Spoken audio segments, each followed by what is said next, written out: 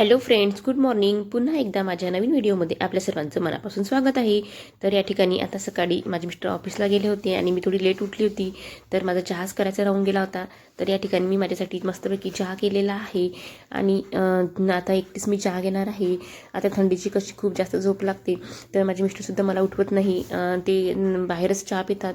तर या ठिकाणी माझा चहा बनून तयार आहे. चला मग तुम्ही सुद्धा या चहा प्यायला. आणि माझ्याच कामाला चहा पिल्याशिवाय सकाळची सुरुवातच होत नाही. चहा पिल्याने मला खूप फ्रेश वाटते आणि आपल्याला कसं एक एनर्जी येते. तर कोण कोण चहा पिते, कोणाकोणाला चहा प्यायची सवय आहे ते कमेंट करून नक्की सांगा. तर आता माझी मुलं झोपलेलीच आहे आणि माझी मुलं उठेपर्यंत मी बाकीचं सगळं आवरून घेणार आहे. तर या ठिकाणी माझा चहा पिऊन झाला होता आणि मग मी माझ्या मुलांसाठी नाश्त्याला दलिया बनवायला घेतला होता. तर या ठिकाणी मी मस्तपैकी कांदा, टोमॅटो, जिरे, मोहरी टाकून हा दलिया बनवलेला आहे. विकतच मिळतो हा गव्हाचा दलिया आणि पौष्टिकसुद्धा असतो लहान मुलांसाठी.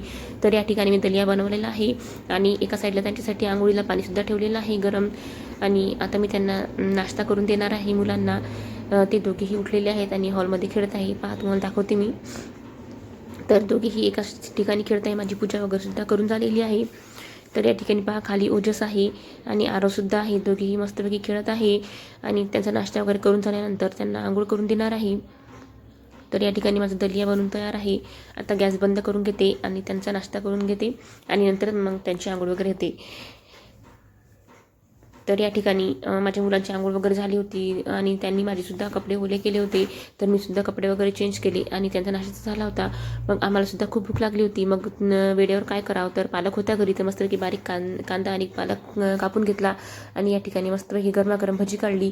माझ्या मिस्टरांनासुद्धा सुट्टी होती, तर त्यांनासुद्धा भूक लागली होती, म्हणून या ठिकाणी मस्तपैकी पालकाची कुरकुरीत अशी भजी काढली आणि ही भजी एवढी टेस्टी झाली होती. खूपच तुम्हीसुद्धा करून पहा, ही नक्की आवडेल तुम्हाला. तर या ठिकाणी मस्तपैकी लालसर रंगावर मी ही भजी तळून घेतलेली आहे. चला मग तुम्हीसुद्धा या भजी खायला. आणि तुम्हाला माझी आजचा छोटासा ब्लॉग कसा वाटला ते कमेंट करून नक्की सांगा. आणि जर तुम्हाला माझा ब्लॉग आवडला असेल तर प्लीज माझ्या चॅनलला लाईक, शेअर आणि सबस्क्राईब करा.